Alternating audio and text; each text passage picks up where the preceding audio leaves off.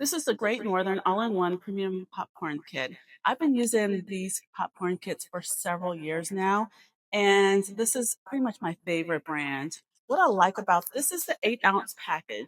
What I like about this is that it comes with the popcorn, the salt, and the oil separated. This is not butter, it's butter flavored coconut oil. So that's what's nice about this as well. Our popcorn machine has a 10-ounce kettle, but we actually get the 8-ounce packages of these because of the fact that when Great Northern creates their 8-ounce packages with everything separated, but their 10-ounce package for some reason has the popcorn and the salt mixed together, and I don't like that. The reason why is because I find that the salt that it comes with is too much for our family.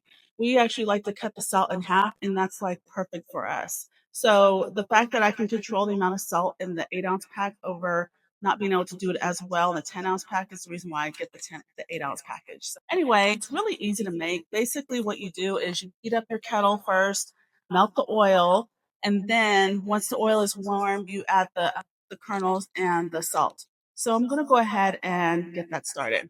So I'm going to start by turning on my kettle to warm up. And the nice thing about this is that everything's pre-measured. You don't have to worry about using measuring cups or teaspoons or anything like that. It's all measured.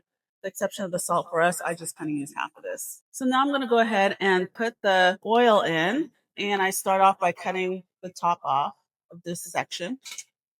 And then I'm going to go ahead and just squeeze it in. So it comes out looking like this. If you're familiar with coconut oil, you know it's solid at room temperature. So this is, like I said, butter flavored coconut oil. So I'm just going to squeeze it out and put it into the kettle. Okay.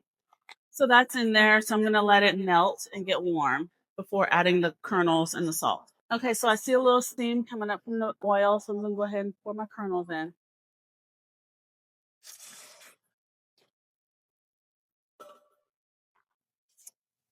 And then now I have the salt left. I'm going to pour about half of this in.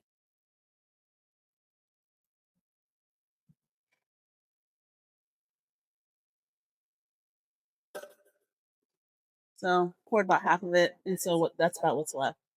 So I'm going to let that go ahead and warm up, and then it'll start popping. And I'll show you what it looks like at the end. Okay, so I don't know if you can hear that, but you can hear it starting to pop. There it goes. It's starting to come out now.